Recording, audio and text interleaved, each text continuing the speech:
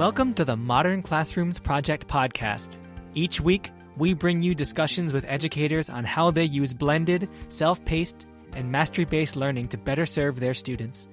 We believe teachers learn best from each other, so this is our way of lifting up the voices of leaders and innovators in our community. This is the Modern Classrooms Project podcast. Hello and welcome to the Modern Classrooms Project podcast. My name is Tony Rose Deanna, and they, them pronouns, a designated hype person here at MCP. And I am joined by a health, physical education, and driver education teacher of 22 years in both middle and high schools, Debbie. Welcome, Debbie. Hi, thank you for having me. I'm very excited.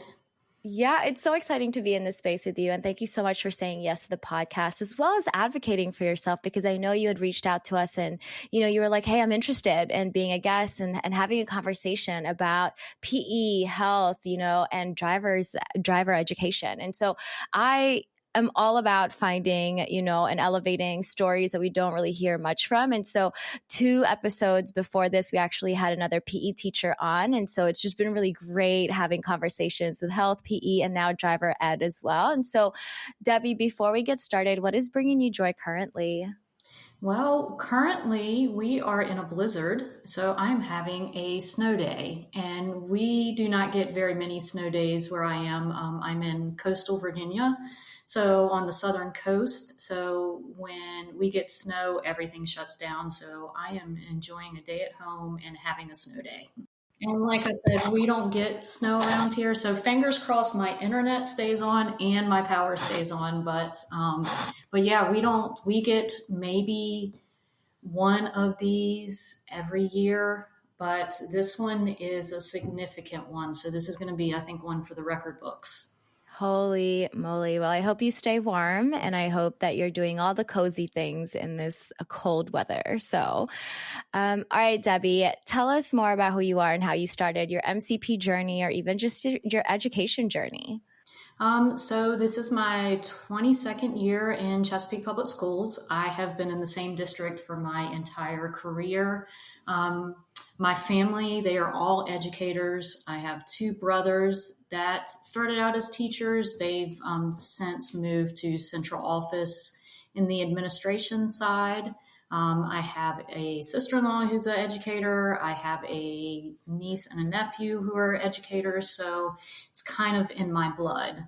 But I started out at middle school, so I did about 12 years at the middle school, and then I transitioned over to the high school, both in the same geographic district. So I went from Indian River Middle School to Indian River High School.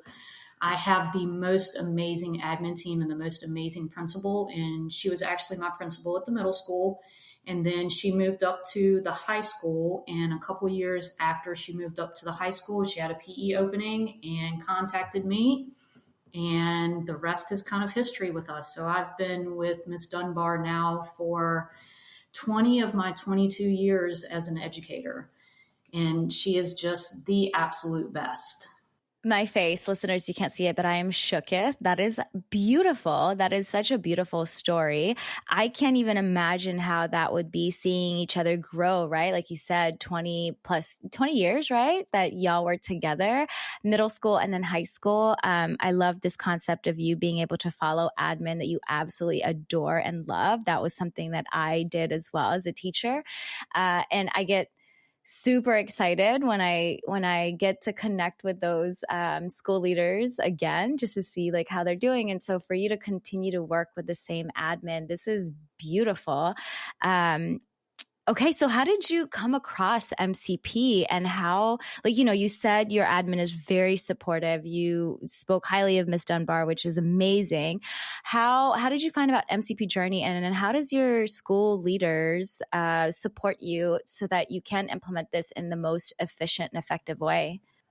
So my high school was actually picked as a pilot school for our district.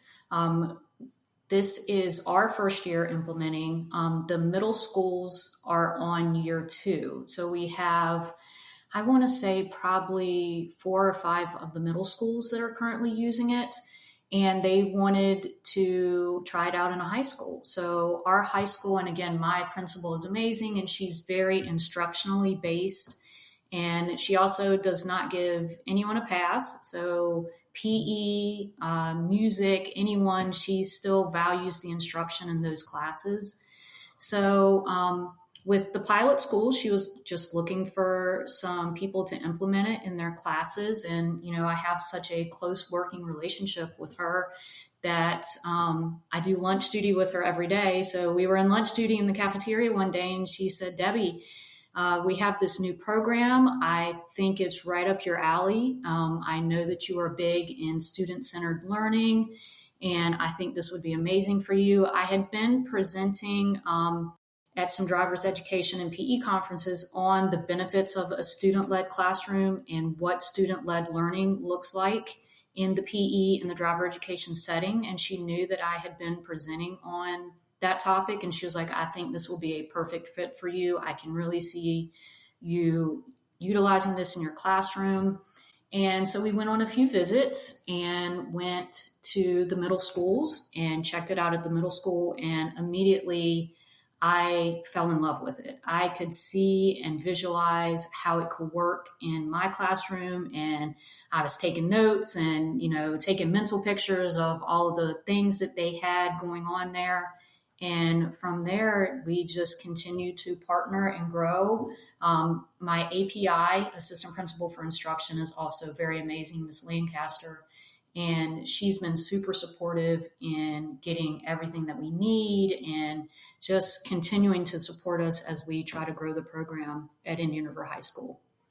Oh, this makes me think too, the importance of relationships and getting to know the teachers and your colleagues, right, that you work with. And I do have to shout out Ms. Dunbar. Like, this was a conversation during lunch duty, right? Like, this wasn't even part of a professional development. It was just in passing, something that you do every single day. And for her to say, "Hey, I know your focus, and I think this will actually work really well for you," I think that's so beautiful, right? It just kind of reminds us the importance of relationships, the importance of getting to know what our teachers' strengths are, and then being able to align it with what the teachers' values are as well. So I really, really love that. Thank you for sharing. I didn't even know that there were driver's ed conferences. That's a thing, or is that like part of PE? Because I guess I'm curious too. Like, does driver ed kind of go under PE and health? How does that work? Yeah, so in the state of Virginia, it is part of the PE 10 curriculum. So it kind of goes under that PE umbrella. I joke all the time, my content supervisor, he has the longest title in all of the city because he's PE, health, driver education, wellness, drug education, like all of the things, family life education. So there's so many things that fall underneath the umbrella of PE, but driver education is one of them, and it is part of the PE 10 curriculum. It is underneath the Virginia Department of Education, so we have a very specific curriculum that we have. That way it's consistent across the Commonwealth, putting it out to the different schools and stuff. But yeah, we have some amazing educators that present at these conferences. I was blessed last summer to be able to present in New York. I've presented in Williamsburg, Virginia before. We have an amazing summer conference at James Madison University that also includes PE and driver education and health. So I've been able to present at that. So it's been kind of a full circle moment of taking what was already my passion and finding an outlet for it and be like, this can really work. I can see this is exactly what I align with and what I believe in. This is really exciting. Thank you for expanding my brain because I had no idea that driver ed is under PE. And is this something that is specifically for Virginia, or is it nationwide where driver's ed is under PE? So it's not completely nationwide, but in a lot of the states, it does kind of fall underneath that PE umbrella. Our area right around us, like Virginia, North Carolina, South Carolina, that whole area, it does fall underneath that. In some districts, it's a completely separate thing and does not fall underneath the PE umbrella, but it just kind of depends on what state you're in and how they legislate it, because not only is driver education different in every state, but even the licensing process for teen drivers is completely different in different states. So a lot of that also depends on what exactly their licensing process is. That's so true. I always forget that states have different laws for a lot of things, right? And so, okay. I'm processing all of this. This is really dope. I had a follow-up question, Debbie. In this class, the driver's ed specifically, is it opt-in? Is it mandatory? How do students choose or take these classes? So it is mandatory in Virginia in PE 10. So they get at least the classroom portion of it. Each district is different. There are two components for driver education. There's a classroom component, and then there's a behind the wheel component. Currently in Chesapeake, we only offer the we only offer the classroom portion. And then they would have to go and take the behind the wheel portion through a private driving school. But there are numerous districts that offer the behind the wheel in the school district. So that part is optional. There is an option. There are some online options out there. If you have a student that, let's say, transfers in from another state and needs the driver education because it wasn't offered. So there are some online options that are offered throughout the state for students to take it. But for the most part, there is going to be that when you are in PE 10, you take driver ed in Virginia. And how long does driver ed last? Is it a whole year or is it a semester, a unit? How does that work? So again, it depends. It varies by district. So there is a required 36 classroom periods of driver education in order to get the certification to have completed the classroom portion of it. That is up to the individual district, how it's offered. So currently right now, Chesapeake offers it as a semester-based class, which is every day. So again, that kind of varies by school depending upon how often it's offered, but usually you have 2 weeks in the classroom, 2 weeks in PE, and it kind of rotates throughout the semester. I currently am teaching an A-B schedule, so I have my students every other day for the entire school year. Okay, this is really interesting. And then for an A-B schedule, how long are your classes? 90 minutes. It is 90 minutes. So you have a lot of time to play, to explore, to do all of the things that you need to do. You know, it's really interesting, Debbie, because when I was in the Philippines, I'm trying to get my license in the Philippines. And mind you, like you can use your US license for the 3 months, for 3 months a year. It's kind of like a visa, right? And you can renew it as well if you need to. But I was like, no, I want my license. And one of the requirements is that we go to a theoretical driving course and then a practical driving course. So the theoretical is like you have to go in class and learn all of the different signs. And, you know, it's very similar to the States, but also different. And so it was really fascinating. And I can't remember, like I remember taking a driver's ed class in high school, but I don't remember what I learned, if I actually learned anything, because I was in this theoretical driving course being like, wow, I didn't know that those lines meant this. I didn't know that that's what that meant. And it was just really interesting. And one of the things that they also went over is car maintenance. Right. So they like talked about the brake pads, they talked about tires, they talked about, you know, being able to take care of your car. Is that also, I guess, just kind of shifting to your curriculum, right? What does your curriculum consist of? And you did say that there is a curriculum that is provided by the Virginia Department of Ed. So yeah, tell us more about the curriculum as well as like the requirements of for kids to pass driver's ed. So our curriculum is module based. So again, that was also something that was not a heavy lift for me, implementing the MCP, because we were already module based and kind of already had some of those things in place that made it easier for me to implement.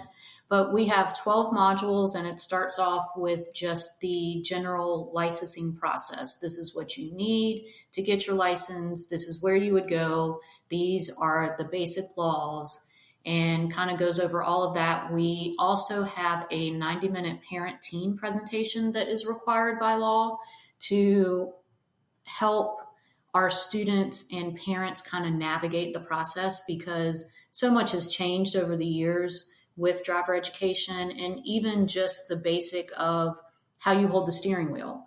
So because of airbags, they've changed how you hold the steering wheel. So it used to be you would be up here when probably I learned when you learned. Now it's moved down because of the airbags.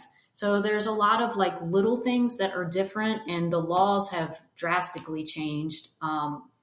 So that parent-teen component kind of helps the parents navigate that with their students.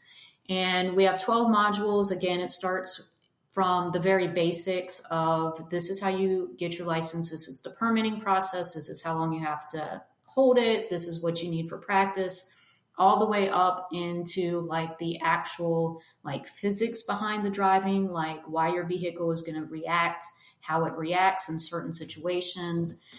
We talk about reference points, lane positions. We talk a lot about distracted driving and driving under the influence, and ways to help teens be able to navigate how to say no and keep safe on the roads. And then we go into even what it takes to own a car, the maintenance behind a car, the insurance process of, what do you need to do to get insurance, how to safely interact with law enforcement, like what to do when you get pulled over in a traffic stop, because a lot of students have anxiety about that. And it just we tried to cover everything that you could think of that would make a new driver anxious and just give them the skills to be able to navigate that process. Holy cow, whoever came up with this curriculum really like thought through what the barriers and what anxiety driven things could come up for a new driver, right? And so you have 12 modules, you cover all of these things, which are so useful. It's definitely needed. And for listeners, you can't see, right? But what Debbie was saying, the steering wheel, it was a 10 and 2, right? Like where Right. the 10 o'clock Mm-hmm. is, the 2 o'clock, that's where Mm-hmm. your hands are. But now it's more like the 4 and what is it? Like 8? 8 and 4. Yeah. Mm-hmm. 8 and 4. And so that's really interesting to think about the airbags. I had no idea about that. So you definitely just like taught me something new.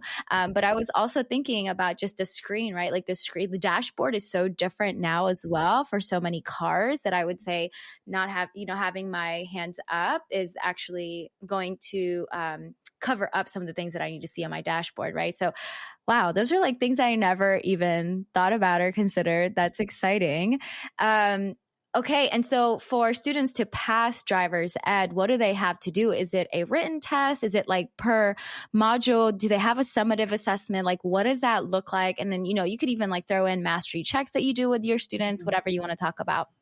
So there is a summative assessment at the end of each of the modules that the students take. But for me, with the mastery checks, it's broken down into topics, and we do a mastery check after each topic. It's pretty quick, 5 questions, 10 questions at the most.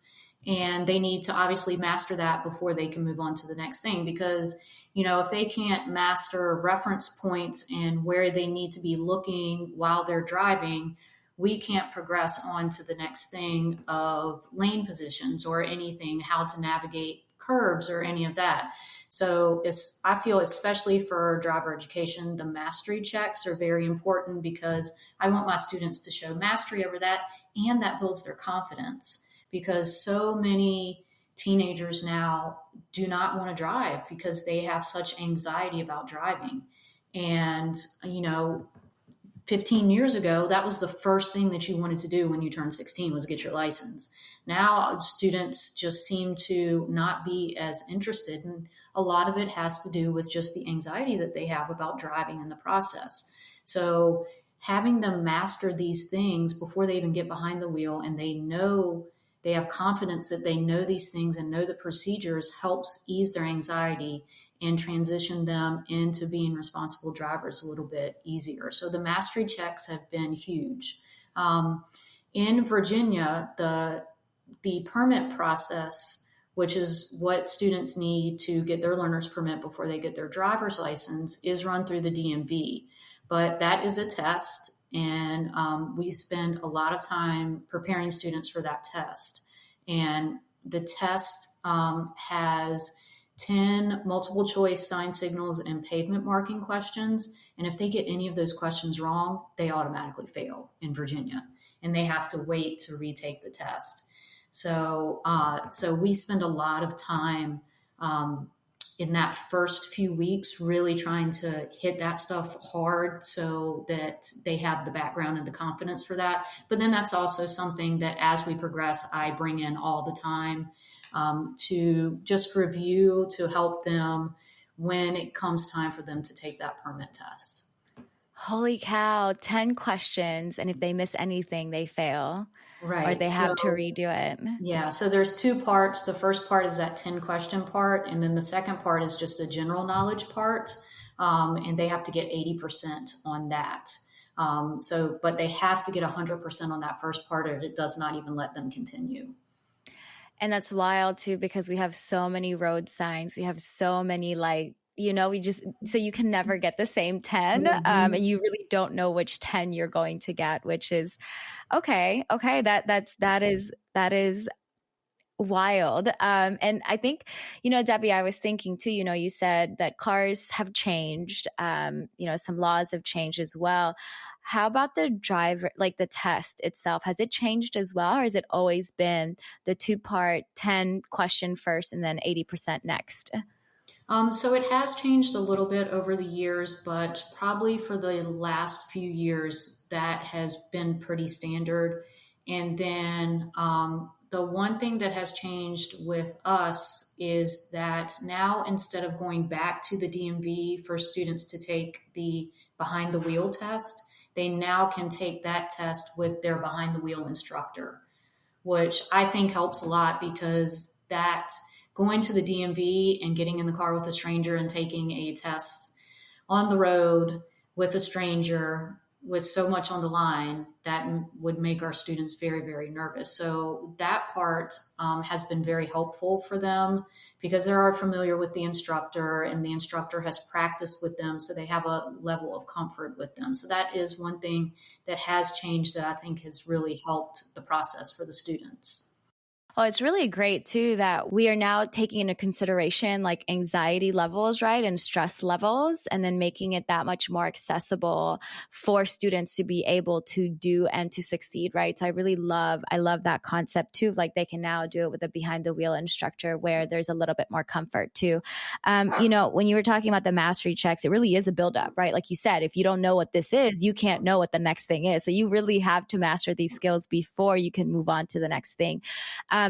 Okay. These are really great. Thank you again for just like continuing to expand my brain. How do you then, I know we talked a little bit about mastery checks, right? How about self-pacing and blended learning? How does that look in your driver's ed class? So I have a set module in our learning management system. So we use Canvas. So I have short videos that are loaded into Canvas. The students watch the videos. They have guided notes that they complete. And then they have the should do activities. So everything that is must do is going to be the videos, the guided notes. They must do those. The aspire to do activities are just going to be activities that are going to reinforce whatever they've learned in those videos. And usually what I do is I'll have a choice board of those and they can pick a variety of different activities that they are going to do. Some of them are digital, some of them are hands-on. But again, those are things that they need to do before they take the mastery check. And then when they're ready and they feel that they're ready, then we'll have the mastery check. And I have a specific area where they will take the mastery checks. And for driver education, again, I have all of that in Canvas. So I have a bank of questions that it will just pull randomly from. So they're also never getting the same mastery check twice. So if they have to go back and retake one, it's not going to pull the same questions for them. And their neighbor is not going to get the same exact questions that they will get, because I don't want my students, if we're learning about the traffic signs and they get the stop sign wrong, I don't want them to only focus on the stop sign and just learn that one sign. So that way it'll pull a variety of different types of questions for them to be able to go back and redo that mastery check. And that also helps with their classmates helping them, because if they know that if they have to go back and take this mastery check and they're going to one of their peers for help, they know that, oh, I can't just concentrate on this one thing. We really need to go back and look and see what you didn't understand and see what you need help with. Okay, that is really amazing. And it mirrors the test that they're going to have to take at the DMV, right? Like, yeah, you get to take it over and over again if you want it, but it's never going to be the same. So I love this whole concept of modeling and practicing and alleviating stress, right? Of like, okay, you've done it. You've done this over and over and over again. It feels familiar. So then when you get to the quote unquote real thing, it wouldn't be as bad or nerve-wracking, right? So, okay, that's really cool, Debbie. That's really cool. So you create videos, and I'm assuming you also have kind of like a checklist or a pacing tracker where students know how to or figure out who they can work with, right? What does your pacing tracker look like? So at the beginning of each module, I have an overall kind of pacing guide that would be for the entire module. This is what we're working through on everything for this module. I have soft due dates of that. This is what it looks like for you to be on pace. I want you to get through topic 1 and 2 by this date. And then I have a hard deadline, because with the limited amount of time that we have in the classroom, with that 2-week window, if I didn't have those hard deadlines, it could really kind of stretch out. Now, again, that's always flexible. If a student has missed for whatever reason, they've had the flu or whatever, those are things that obviously that are flexible within Canvas, that they can go back and access that. But I try for everyone to have that hard deadline. I have a public tracker that we use that I put up on our box light. So as they are working through the module, they will just go up and they will click off on the tracker as they complete the task. I have a line that will show them what it looks like to be on pace. And that line will move as we move through the different topics. So it's going to change every day. And then I also started highlighting my students that were on pace. So that way, if a student is behind pace, they know who to look to help them get caught up. And the on pace line and the highlighting the names, that was a game changer in my class, because that motivated, they don't like to not be on pace and they don't like to be behind. So that has motivated them to stay on track and stay on top of things even more than me motivating them. And that's eventually, that's what we all want. We want the students to be motivated and motivate themselves without us having to constantly go back and say, hey, you haven't done this mastery check, you haven't done this. I want them to do it on their own. And that has really helped with that in my classroom.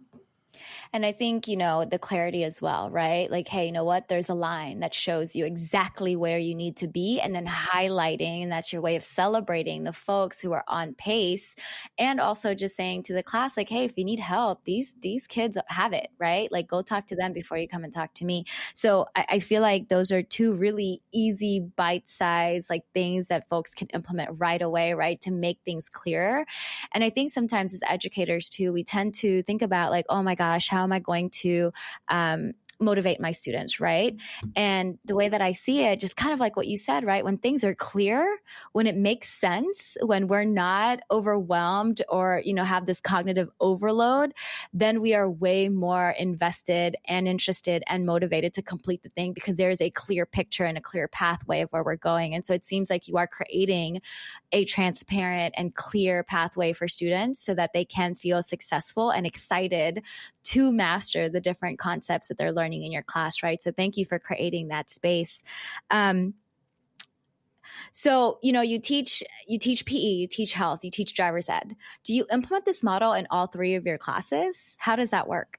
So I recently started I do implement it in health. We don't cover as much health in PE 10, but I was talking to my API the other day just about, how things were going. And right now in high school, PE 9, and PE 10 are both graduation requirements. So you have to have both of those. They're credit bearing. In Virginia, you have to have both of them to graduate. So PE 9 is just health and PE, and then PE 10 is health, driver's ed, and PE.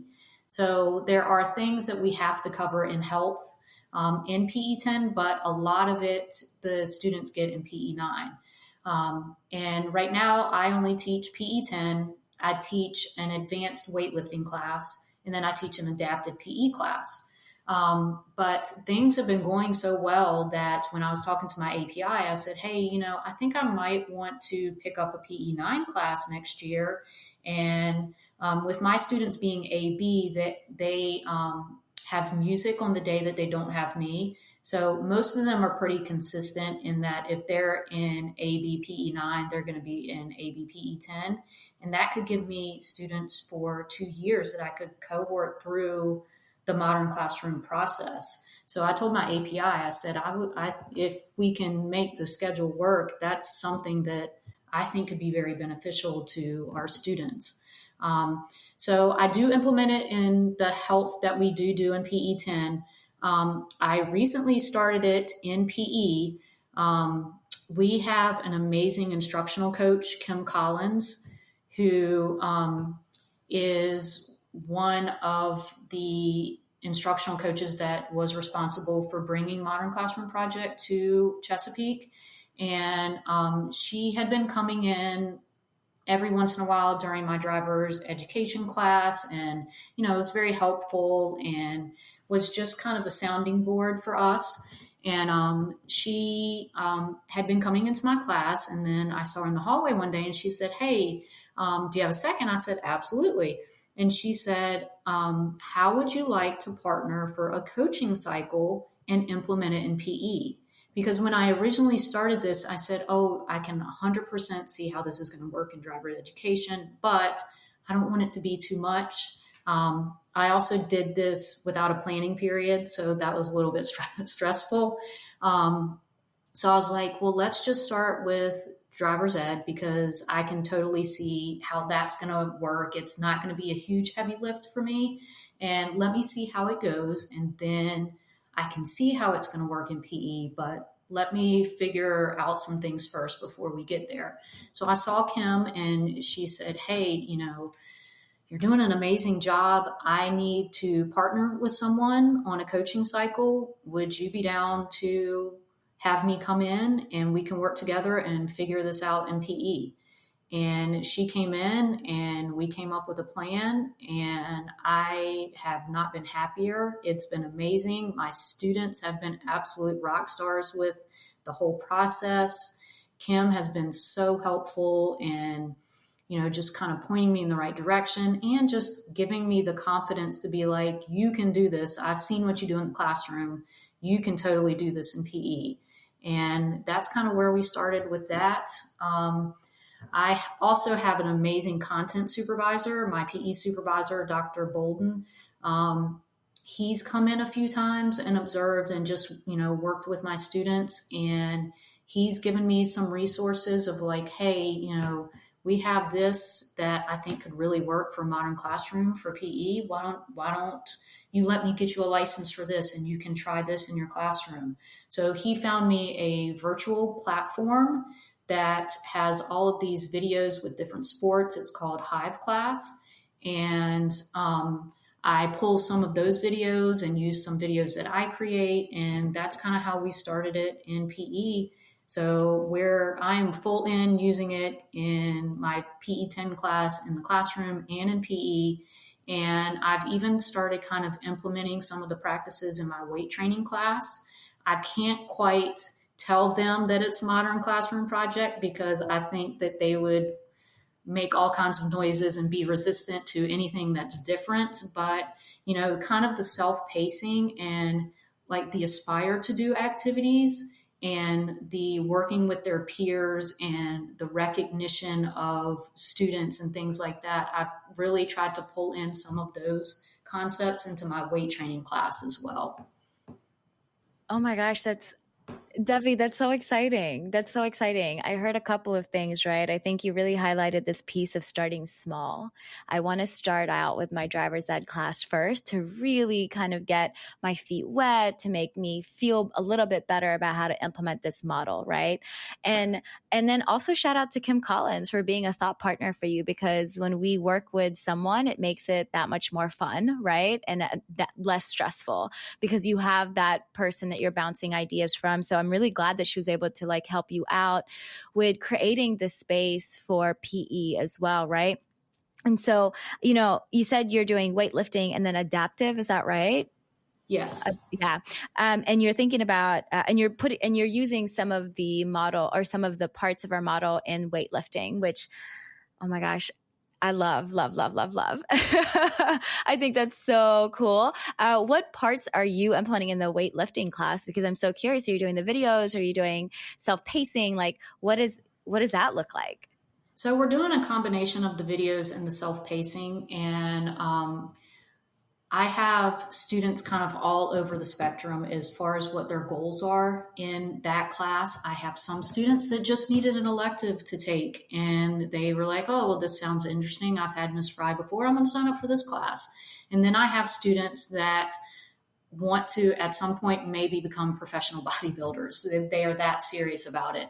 So I've really tried to, my students that need more, this has been a good way to get them those things that they need. So we can figure it out together. We can look for, okay, I've kind of plateaued here.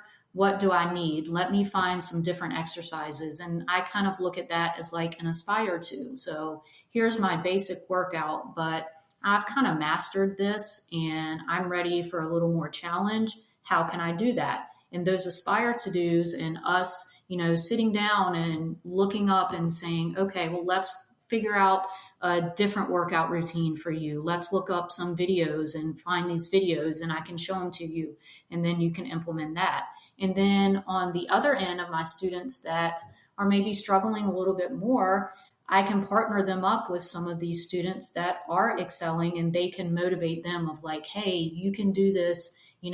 Let's sit down, let's figure out what your goals are. I've been there before too. Everybody was a beginner at some point at this. So let's really motivate each other to do this. And again, my students have really, really bought into the whole system, from my PE10 students to my advanced students. They've really bought into the motivating and really talking each other up. And it's really been neat to see that and just see so much good in what they're doing. Yeah. And I was thinking too, Debbie, there was really no need to even tell the students that we're doing modern classroom, right? It's like, hey, we're just going to do something different, or even just like, yeah, here we go. Like, let's see how it goes, right? Without warning. Sometimes that's okay. It really just depends on how well you know your students. Something that I was thinking about is that I actually got into weightlifting my senior year of college. And so to hear that high schoolers have access to it, that's really cool. And then for them to say like, oh, I want to do bodybuilding. And so these are, again, the foundations that you're providing for your students to be better aware, right, of how to tweak movements, how to tweak like whatever lifestyle that they're chasing after, right? Which I think is really great. Bodybuilding is hard. I tried it, Debbie, and I lasted 2 months and I was like, no, thank you. Never mind. I like to eat. So that is a lot of when my students plateau, a lot of it is nutrition, and they don't think that they're, teenagers. They don't think about that. They're thinking about that, they had hot fries for breakfast. So they're not thinking about that nutrition part and that aspect of it. And, again, being able to sit with them and look at that and look at their goals and, for the first time, kind of have them really be reflective about, hey, if I want these gains, I'm probably going to have to change some things and make some different choices. And, yes, everything in moderation, but if I want to gain muscle, I'm going to need to look at my protein intake and see what I'm eating and maybe lay off some of the junk food and really try to show them how that can work. Yeah, it's really hard. It's really, really hard because I know for me when I was training, it was like eating every 2, 3 hours. And I was teaching. I was like, there's no way. Like, I can't eat right now. This is ridiculous. And so that was like, I can't do it. And I also just, again, really like eating. And what my trainer had me doing, I was like, I can't. It's just not. I was disciplined in going to the gym, right? And knowing about like proper movements and stretching and mobility and all of that. But it was the nutrition that's really difficult. And I think that's really fascinating that you're having conversations with teenagers about this. And I was like in my mid late 20s when I was trying this out. So it's really, really cool that you get to have these conversations and get to have, these spaces and opportunities for students to learn more about how their bodies show up based off of what they're doing. So, prior to this, Debbie, you were talking about how you had already centered and valued and prioritize student-centered classrooms, right? And then modern classroom, this framework comes around and you're like, holy cow, this is what I want. How has our model enhanced and added on to what like you already knew and what you were already doing? I'm curious. So it's really given me the structure that I needed, of being able to have a consistent model of what the students are going to be doing. So, even the systems of just the classroom setup and I got pulled a lot of that from when we went on the learning walks through the different middle schools, of being able to see like how they have their classroom laid out and what their systems are for even, just small things like turning papers in or where do you get notes from. So having the training part of modern classroom really set me up for success in finding those systems that would work in the classroom. And again, the network of other educators is huge. Being able to bounce ideas off of other people, or we have a Google chat that all of the modern classroom teachers are in, and we share different things. And, somebody's looking for a tracker, a different type of tracker that works, or, hey, I had this amazing thing that I did and this worked. So also just having that network of like-minded educators that you can pull from has been huge. And again, we don't look at each other as, oh, you're just the PE teacher, or you teach math, or you teach this. We all come together, and good instruction is good instruction. And it doesn't matter what classroom you're in or what you teach. Good teaching and good practices are good practices. So having that network of being able to pull those best practices from has been huge. Oh my goodness. Good instruction is good instruction, regardless of what you teach, what grade you teach. I feel like that should be the title of this podcast, honestly. Mm-hmm. And I'm hearing a lot of community aspect too, right? Of just being able to be in community, like you said, have the same alignment. You're aligning with how you want instruction to look and feel in the classroom and sound in the classroom, right? And I really love that. And so, you talked about the learning walks, and you mentioned the learning walks. I'm curious, how was that set up? Who set that up? How did you sign up to be a part of the learning walk?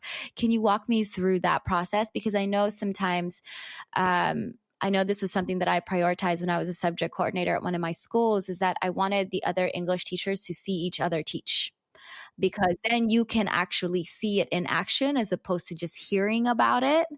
And it makes a bigger impact, in my opinion, even if it's just for 15 minutes, right? So who logistically, right? Like who came up with the plan for the learning walks? How often do y'all go on learning walks? What does that look like? So our professional development team is the one that kind of organizes all of this. And our instructional coaches are real big in the implementation of like the scheduling and stuff. So Kim Collins is huge in that. Dr. Jatan Jones, who is one of the professional development coordinators, she lays the groundwork for it of, being able to, the things that you don't think about, like being able to secure subs for your classroom while you're participating in these learning walks, the transportation of getting us to the other schools, all of that stuff. She has kind of handled that. We also, this year, we were able to go and see it at another high school. So we're in Southeast Virginia, and we were able to go to Fairfax to see a high school up there, because I've taught at both levels. So I see that, like I said, good instruction is good instruction. It doesn't matter middle school or high school, but there are things that are specific to a middle school and then specific to a high school. So that was also very helpful, being able to go see another high school that did it. They offer them throughout the year, and they basically just send it out as a Google form of that. Are you interested in going on this learning walk? There's different schools that we can go to. You can also sign up to be a classroom that they visit. So I've signed up for the first round for people to come to high schools, because we're trying to get other high schools on board and implementing. So I'm hoping that pretty soon we're going to have that, first high school learning walk and see what that looks like. But anytime anyone is interested, the first thing that I tell them to do is I'm like, get with Kim Collins and sign up for one of these learning walks, because that is where you're going to see it in action and see that it works. Because it can be a little bit abstract as far as you have to give up a little bit of control in this model, and teachers don't always like to do that. And being able to see that, yes, it can work, and see it firsthand and talk to the students and talk to the teachers. And the teachers have been so welcoming to us, and, opening their classrooms, and even the students have, they don't always like when strangers come in their classroom, but they have been so welcoming at the learning walks that we've been on. So I've been on 2 different ones. I've signed up to go on another one, because again, the more that I can see it in action, the better that's going to make me. And we've had a couple of the national visits. I just had one last week, and that was exciting. The first one that I had, though, we had a complete network outage. So I had no internet. So oh my gosh. I had all these people in my classroom, and we had to completely pivot to a paper pencil activity. And the entire building had no internet. So that was a little bit stressful, but we got through it. And then this past week, I had my first one in PE. And my students have been just amazing. Even some of the people that, have pretty regularly come into my classroom, like Kim Collins and my supervisor, Dr. Bolden, it's almost like they've become part of the class. So now at first it was a little stressful for the students, but now they've really been welcoming to the people coming in and interacting with them and talking about the whole process as well. Oh my gosh. You said a lot of great things, Debbie. One thing that made me chuckle was you said, teachers have to relinquish a little bit of control. I feel like it's more like a lot of control because, it's a lot more transparent. It's a lot more clear, and a lot more opportunities for feedback and reflection, right? So there's also this vulnerability piece of like, no, your students are going to tell you what's working, what's not working, right? And they're really going to be a part of the planning and the learning, and they become active learners. And so you're going to have students who ask questions. You're going to have students who challenges your should do and aspire to do. And I think it's such an uncomfortable yet beautiful space to be in, right? So there's also, it seems like there's a lot of intentionality with planning and with supporting educators specifically to make sure that you all feel successful and supported, right? So kudos to your admin team, your school leaders for prioritizing that so that you all feel comfortable in shifting and shifting into a different way of teaching and learning, right? Because we do need that support, a lot of support actually. And then the whole concept of pivoting, right? As educators, we're so good at pivoting. It is so nerve-wracking, and it is so impressive how often we have to pivot based off of our students' needs, based off of our needs. So thank you for also just kind of pointing that out too, of like, you know what, nothing is perfect. Things are going to mess up and we're going to pivot and it's okay. So thank you for sharing all of that. Another thing that you shared with us too, and our listeners will have access to this in the show notes, is that you shared a team roles table sign. Tell us more about that resource. So I use this in both my classroom and in PE, and it's been very helpful kind of organizing the students. So I also, with the blended learning and the videos and stuff, there's still like lab type of activities that we have to do. And that's where the team roles will come in. So I've also kind of shifted how I feel about the labs, because I used to feel that I had to do A, B, C, and D before I got to the lab, because we had to cover all of this before we got there. But with the self-pacing, they might not all be there at the same time. So I've kind of had to shift of that, well, this lab and this hands-on activity, it doesn't have to be at the end. It's going to reinforce the learning or introduce the learning wherever they are. They're still going to learn no matter where I have this lab in our flow of the topic. And that's where having the students be on teams has helped, because I know that I can put my person that has it, they're going to be that team leader. So they're going to be the coach, and they're going to be able to identify what needs to be done, all of the things that they need to do. They're going to be my leader. And my students take their roles very, very seriously.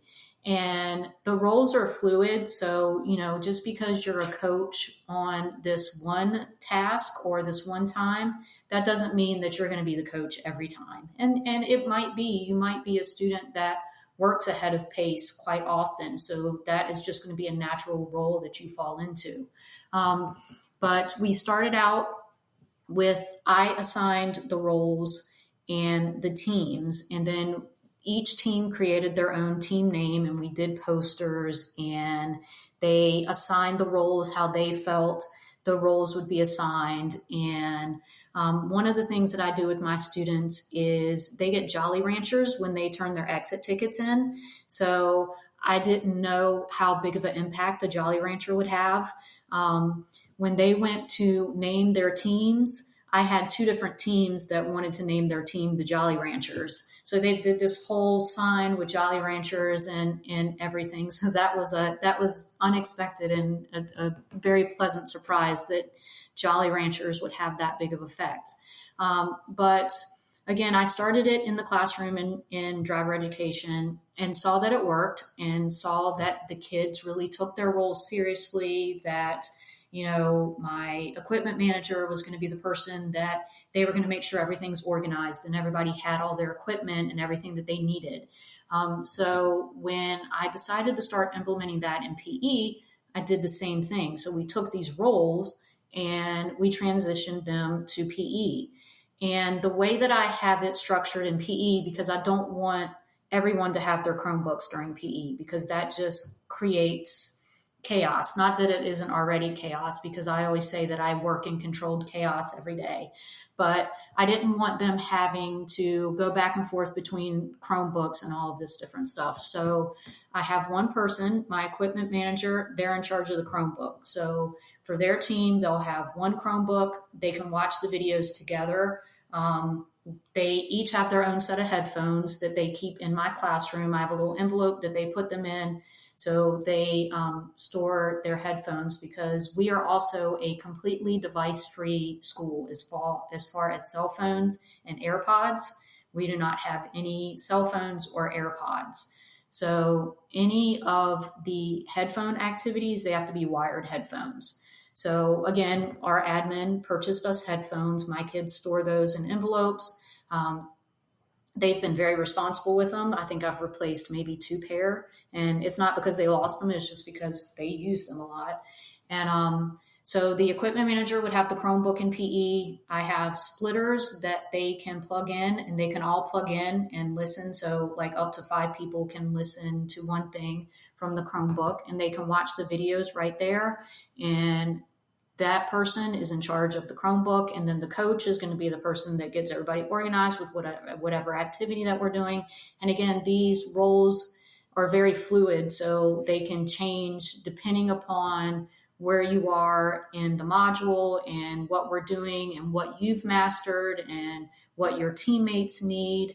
And my students, again, take the roles very, very seriously. They love the team concept, and it's also really helped with them just motivating each other.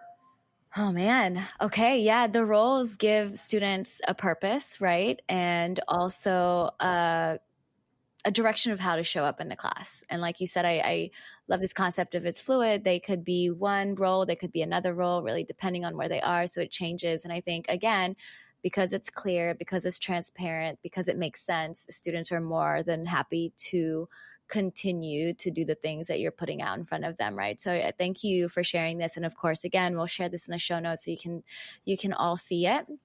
And I want to just real quick give a shout, because I did not come up with the team roles on my own. I have a colleague, Dr. Kim Morton, who presents all over the country at different PE conferences. And she is also very big on student-centered learning and just creating the right environment for students to learn. She's very big on the classroom layout and setup and just creating a good space for kids to learn. She is actually the one that came up with these team roles and has allowed me to share them. But again, use all of your resources. There are such amazing educators out there, and they're always so willing to share for what's best for students and teachers. So she's also been somebody that I've partnered with that has been amazing to work with. I mean, it seems like you're reaching out to connections and thought partners and community, right? To have, again, a thought partner so you can think through all of the challenges and barriers and all the things that you could potentially create for your students. So I really love this. And I love that you're shouting out all the people who have impacted and supported you so that you can feel successful and confident in implementing something new, right? So, oh my gosh. It's really interesting. The universe, I was, in my head, I was kind of manifesting more PE teachers in my life because I feel like I don't talk to enough PE teachers, right? And so I feel like I've gotten to know a good amount of PE teachers now within the month, and I'm so grateful for it. And so for PE teachers, health teachers, driver's ed teachers who are hesitant about implementing this model, what is 1 to 2 pieces of advice that you can give for them? I would say the first piece of advice is to start small, and you will see the benefits of it. So even just making a couple changes, so like previously when I would talk about what does it look like to teach in a student-led classroom, I said the first thing is let's stop looking at students sitting in rows. Let's get them out of the rows.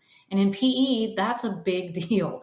Getting them out of rows, that's how, that's just how it is. And again, that controlled chaos. So even just, being intentional about how you're setting up the classroom and getting students out of rows so they can collaborate together and just creating that welcoming learning environment. So, just starting out small, if it's just taking 1 or 2 things, and then you'll see the benefits and you'll be able to grow from there. But I think the most important thing is trusting the process of that this works, you will see results. I have seen results. My students have just amazed me this year.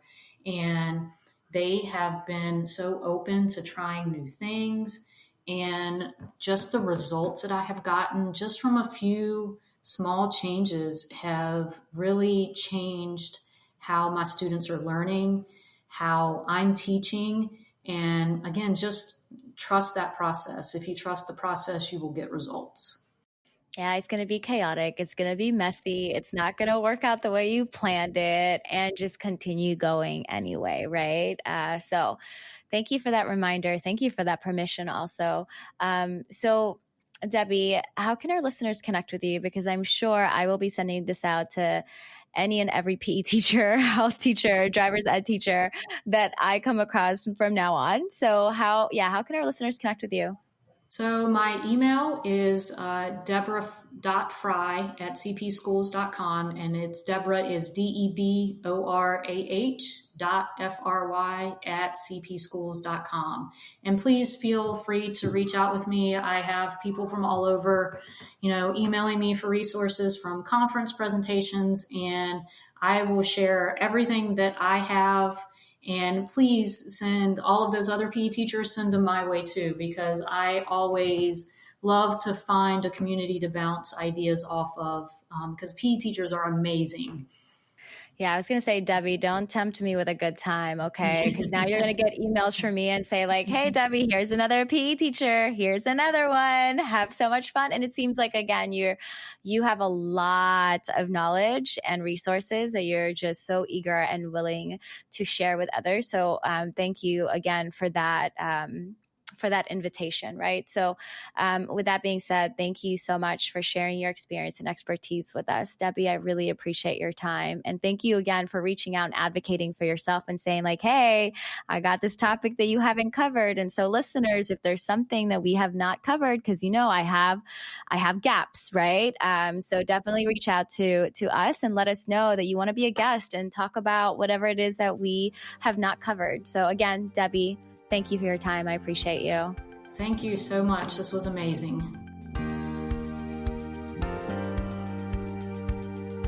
Thank you so much for listening. You can find links to topics and tools we discussed in our show notes for this episode. And remember, you can learn more about our work at www.modernclassrooms.org, and you can learn the essentials of our model through our free course at learn.modernclassrooms.org.